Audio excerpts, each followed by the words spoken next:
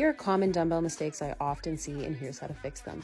First, starting off with the RDL. These dumbbells are way too far away from your body. It places a lot of tension on your low back. So what you can do is bring the dumbbells close to your legs, like you are dragging them up and down your thighs and your shins.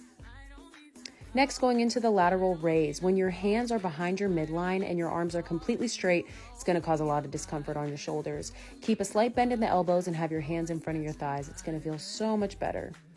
A common one I always see for the single arm row, you're using all biceps, sis, no back. Pull that dumbbell back to your hip crease. You're going to feel it in your lats. The goblet squat. This one's pretty scary. There's no engagement in the back, and the low back is even rounding. You want to act like you're sitting on the toilet, keeping your butt engaged, bending at the hips and the knees, and keeping your upper body upright. For the shoulder press, if it hurts when you do it and it looks like this, I want you to rotate your hands slightly inward. Have your palms almost facing each other. Try it out.